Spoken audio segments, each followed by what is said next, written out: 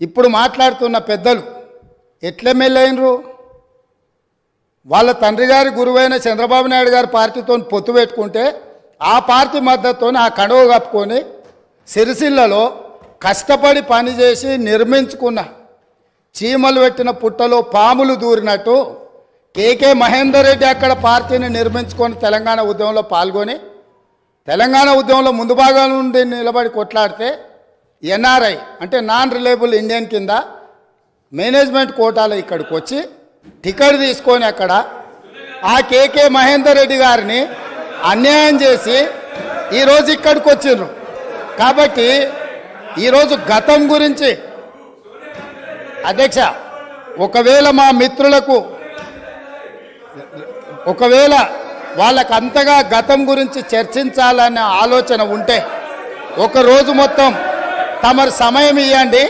తప్పకుండా జూన్ 2, 2014 కంటే ముందు జరిగిన 55 సంవత్సరాల పరిపాలన మీద సంపూర్ణమైన చర్చ ఇక్కడ పెడదాము. ఈరోజు ఇక్కడ జరుగుతున్న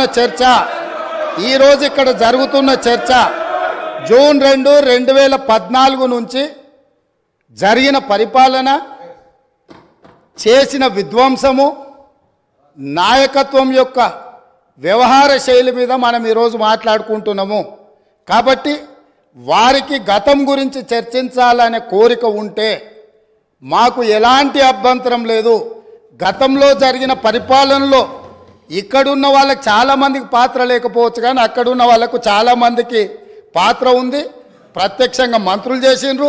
అక్కడున్న నాగేందర్ గారు, ఆ పక్కనున్న శ్రీనివాస్ యాదవ్ గారు, ఆ పక్కనున్న హరీష్ రావు గారు, అక్కడున్న కడియం శ్రీహరి గారు, ఆ పక్కనున్న పోచారం శ్రీనివాసరెడ్డి గారు, ఆ పక్కనున్న గంగుల కమలాకర్ గారు, అన్ని పేర్లు మొత్తం అన్ని లిస్టు చదువుతా. వీళ్ళందరూ కూడా ఈరోజు వారు ఏదైతే పాపాలు జరిగినాయి అంటుండ్రో ఆ పాపాలలో సంపూర్ణమైన భాగస్వామ్యం వాళ్ళదే ఉన్నది. వరంగల్ ప్రాంతంలో జరిగిన ఎన్కౌంటర్లకు ఎవరి కారణమని చర్చ ఉంది అధ్యక్ష? ఈరోజు వారే మాట్లాడుతున్నారు. ఏమని గవర్నర్ ప్రసంగంలో మొత్తం కాంగ్రెస్ పార్టీ మేనిఫెస్టోనే పొందుపరిచిండ్రని చాలా సీనియర్గా పనిచేసిండ్రు మంత్రులుగా. గవర్నర్ గారి ప్రసంగము పార్టీ యొక్క ఎన్నికల మేనిఫెస్టోను మంత్రివర్గంలో చర్చించి మా ప్రభుత్వం యొక్క భవిష్యత్ కార్యాచరణను మంత్రివర్గం ఆమోదం చేసిన తర్వాతనే గవర్నర్ గారు ప్రసంగిస్తారు. పరిపాలనలో అనుభవం ఉన్న వాళ్ళు, గతంలో ఈ రకమైన నిర్ణయాలు చేసిన వాళ్ళు కూడా ప్రజల్ని తప్పుదోవ పట్టించడానికో లేకపోతే వాళ్ళ యజమానులను సంతోషపెట్టడానికో ఎందుకు మాట్లాడుతున్నారో నాకైతే తెలియదు. నేను సభ్యుడికి సూచన చేస్తున్నా. నేను చాలా విషయాలు ప్రస్తావించిన, తప్పకుండా సావధానంగా 5 సంవత్సరాల సమయం ఉంది. సంపూర్ణంగా ఎక్స్రే తీసినట్టుగా ఎక్కడెక్కడ ఏమేమి ఉన్నాయో అన్నిటిని వివరిస్తాం. మా ఆర్థిక మంత్రి గారు, డిప్యూటీ సీఎం గారు జరిగిన విధ్వంసం ఏంది, ఆర్థిక నేరం ఏంది, అన్ని విషయాలు ఈ సభలోనే తమరి అనుమతి తీసుకొని చర్చకు పెట్టి వాటన్నిటిని విశ్లేషిద్దాం. మేము సిద్ధంగా ఉన్నాం. సంవయనం పాటించి ఈరోజు గవర్నర్ గారి ప్రసంగానికి సంబంధించిన మీకు మనసు ఉంటే, తెలంగాణను అభివృద్ధి చేసుకోవాలన్న ఆలోచన ఉంటే అభినందిస్తూ మీరు ముందుకు రండి. లేదు మేము ఇట్లనే ఉంటామంటే పిల్లి శాపనార్థాలకు ఉట్లు తెగిపడవు. ఈ శాపనార్థాలు పెడుతూనే ఉంటారు జీవితకాలం. కాబట్టి దయచేసి ప్రతిపక్షానికి నేను సూచన చేస్తున్నా, మేము పాలకపక్షంగా మా విజన్ డాక్యుమెంటుని సభలో పెడుతున్నాం. మీరు సలహాలు సూచనలు ఇవ్వండి. సహేతుకమైన సలహాలు సూచనలకు ఎప్పుడు మేము సిద్ధంగా ఉన్నాము. ఎందుకంటే ప్రతిపక్షాలను గౌరవించడం అనే సాంప్రదాయం కాంగ్రెస్ పార్టీకి మొదటి నుంచి ఉంది, ఇప్పుడు కూడా ఉంది. ఆ సాంప్రదాయాన్ని కొనసాగిస్తామని మీ ద్వారా వారికి తెలియజేయదలుచుకున్నాం. రాష్ట్ర ముఖ్యమంత్రి గారు ఈ సభను ఒక నిమిషం కొద్దిగా ఓపిక ఉండాలి అధ్యక్ష. చాలా విషయాలు మాట్లాడేది ఉంది, తొందరపడకండి రాజగోపాల్ గారు. అయితే గౌరవ ముఖ్యమంత్రి గారు ఈ సభను తప్పుదోవ పట్టించే విధంగా కొన్ని వ్యాఖ్యలు చేశారు. సభ యొక్క రికార్డులు సరిచేయాల్సినటువంటి అవసరం ఉంది కనుక నేను ఈ అవకాశం తీసుకున్నాను అధ్యక్ష. ముఖ్యమంత్రి గారు మాట్లాడుతూ పోతిరెడ్డిపాడు ప్రాజెక్టు పైన మా నాయకులే కొట్లాడారు, ఆ రోజు రాజశేఖర రెడ్డి గారి క్యాబినెట్లో ఉన్నటువంటి మంత్రులు మాట్లాడలేదు అనేటువంటి మాట వారు మాట్లాడినారు. నేను దాని మీద ఒకరోజు వీలైతే చర్చ పెట్టండి, సభ రికార్డులు తీసి బయట పెట్టండి, వీడియో ఫుటేజ్ కూడా ఉంటుంది సభలో, అన్ని విషయాలు కూడా బయట పెడితే దాని మీద నేను చర్చకు సిద్ధం. But I want to reiterate the record. ఆ రోజు రాజశేఖర రెడ్డి గారి క్యాబినెట్ నుంచి మేము 6 మంత్రులం 14 నెలలకే మేము రాజీనామా చేశాము. మేము రాజీనామా చేసినప్పుడు చెప్పే 6 కారణాలు, అందులో మొట్టమొదటి కారణం అక్రమంగా పోతిరెడ్డిపాడు ప్రాజెక్టును పొక్కగొట్టి మా తెలంగాణకు దక్కాల్సిన కృష్ణా నదీ జలాలను రాయలసీమకు తరలించకపోతున్నందుకు నిరసనగా ఈ క్యాబినెట్ నుంచి మేము వైదొలుగుతున్నాము. తెలంగాణను ముంచి పులిచింతల ప్రాజెక్టు కట్టి ఆంధ్రాకు నీళ్లు మళ్లించే పులిచింతల ప్రాజెక్టును ఆపకపోవడం వల్ల మేము ఈ క్యాబినెట్ నుంచి వైదొలుగుతున్నాము. 610 జీవో అమలు చేయడంలో నిర్లక్ష్యం కారణంగా మా తెలంగాణ పిల్లలకు ఉద్యోగాలు దక్కే విషయంలో మా మాట తప్పుతున్నందుకు నిరసనగా ఈ క్యాబినెట్ నుంచి మేము వైదొలుగుతున్నాము. నక్సలైట్లతో చర్చల పేరిట చర్చలు జరిపి ఎన్కౌంటర్లు చేస్తున్నారు, ఆ ఫేక్ ఎన్కౌంటర్లు జరుగుతున్నాయి కనుక మేము రాజీనామా చేస్తున్నాము. ఇట్లా ఒక 6 కారణాలు ఇదే సభలో చెప్పాం, బయట చెప్పి మేము ఆ రోజు రాజీనామా చేస్తామనేటువంటి విషయాన్ని సభ ద్వారా గౌరవ ముఖ్యమంత్రి దృష్టికి మీ దృష్టికి తెస్తున్నాను. రెండో విషయం, ఇదే సభలో అదే పోడియం దగ్గర మీరు రికార్డులు తీయండి, నా చేతిలో ప్లే కార్డ్, మేము ఆ రోజు ఉన్న మా పద్మారావు గౌడు శాసనసభ్యులం పోతిరెడ్డి ప్రాజెక్టును వెంటనే ఆపాలని చెప్పి 45 రోజులు మొత్తం బడ్జెట్ సెషన్ మొత్తం పోతిరెడ్డిపాడు ప్రాజెక్టు ఆపాలని మేము అక్కడి నుంచి, కీర్తిశేషులు పీజేఆర్ గారు ఒక్కడు కాంగ్రెస్ పార్టీ నుంచి ఇక్కడి నుంచి కొట్లాడిండ్రు ఒక్కడే. ఆ రోజు మంత్రులుగా ఉన్న చాలా మంది పెదవులు ముచ్చుకొని ఇక్కడ కూర్చున్నారు తప్ప ఆ రోజు మాతో గొంతు కలిపింది ఒకే ఒక్కడు పీజేఆర్. ఆ పీజేఆర్ తనయుడు విష్ణువర్ధన్ రెడ్డి కూడా ఈరోజు మాతోనే ఉన్నాడు. రెండో విషయం I would like to clarify. నేను విషయాల్లో చర్చలకు పోతే చాలా చెప్పాలి కానీ just I'm trying to give the clarification. ఇది ముఖ్యమంత్రి గారు చెప్పిన పోతిరెడ్డిపాడు విషయం. రెండో విషయం, ముఖ్యమంత్రి గారు మాట్లాడుతూ నేను శాసనసభ్యుడు కాకుండా మంత్రిని చేసిన ఘనత కాంగ్రెస్ పార్టీది అని వారు మాట్లాడినారు. ఆ కాంగ్రెస్ పార్టీని అధికారంలో తెచ్చిన ఘనత టీఆర్ఎస్ పార్టీది. ఆ రోజు చంద్రబాబు నాయుడు గారు తెలుగుదేశం హయాంలో వీరు ఓడిపోయి కనీసం ప్రతిపక్ష హోదా దక్కకుండా పూర్తిగా దిగజారిపోయినటువంటి కాంగ్రెస్ పార్టీకి జీవం పోసింది కేసీఆర్ గారు, టీఆర్ఎస్ పార్టీ.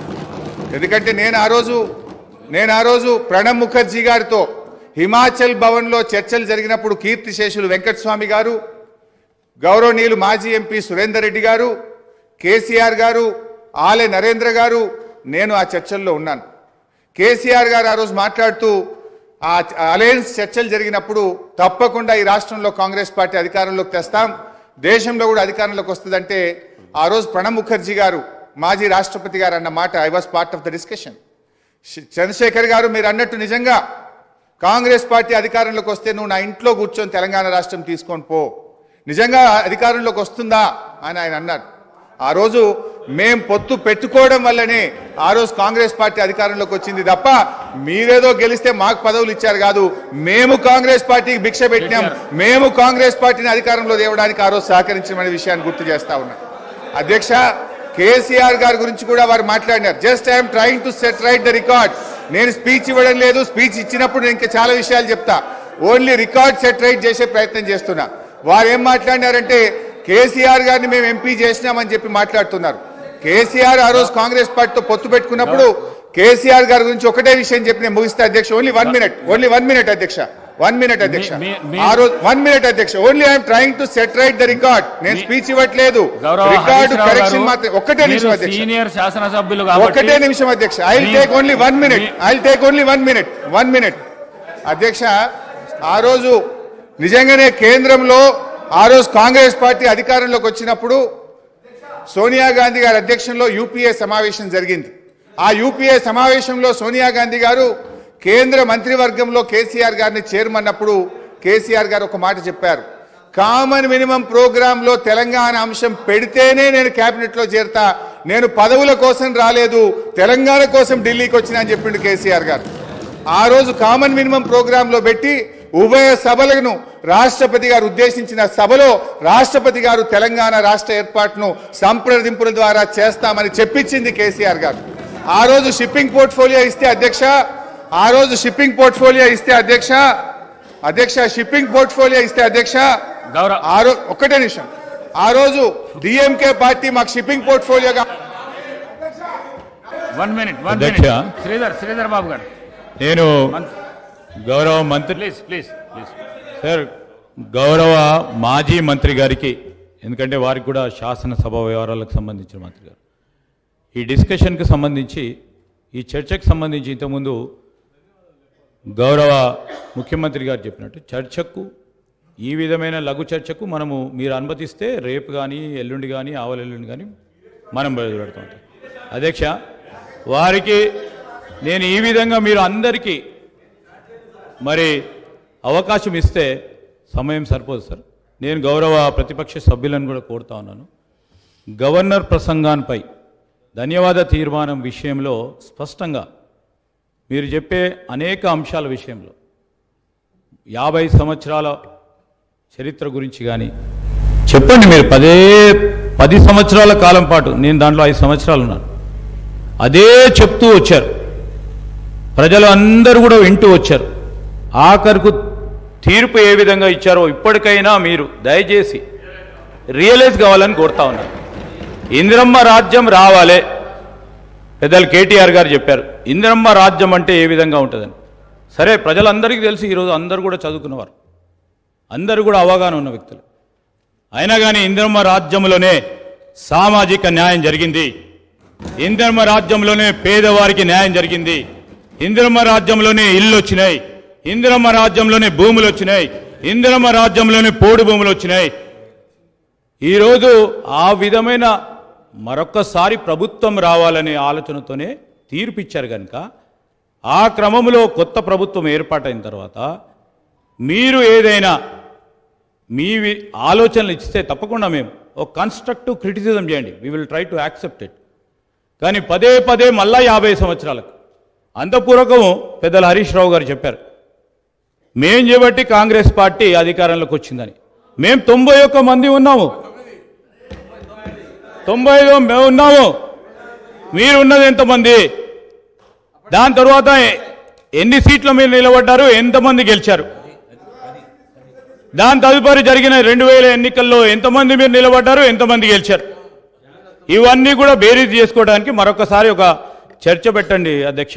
కానీ నేను దయచేసి గౌరవ సభ్యులందరినీ కూడా కోరుతా ఉన్నాను, ఈరోజు గవర్నర్ గారి ప్రసంగంపై ఈరోజు వారి పేరు తీశారనుకో వారు మాట్లాడుతూ అంటారు, వీరి పేరు తీశారనుకో వీరు మాట్లాడుతూ అంటారు. దయచేసి నేను గౌరవ శాసనసభాపతి గారిని కోరుతా ఉన్నాను, ధన్యవాద తీర్మానంపై గౌరవ సభ్యులు మాట్లాడితే సభ అర్థవంతంగా ముందుకు సాగే విధంగా మీరందరూ కూడా సహకరించాలని కోరుతా ఉన్నాను. గౌరవ కేటీఆర్ గారు,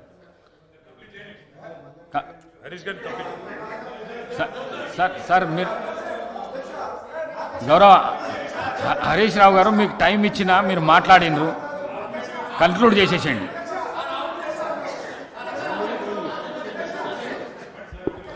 స్పీకర్ సార్, ఇప్పుడు నేను లేవాలని కానీ మాట్లాడాలని అనుకోలేదు. గౌరవ ముఖ్యమంత్రి గారు మాట్లాడుతూ సభను తప్పుదోవిచ్చే విధంగా ఆయన మాట్లాడినప్పుడు సభ యొక్క రికార్డును రెక్టిఫై చేయడం నా బాధ్యత.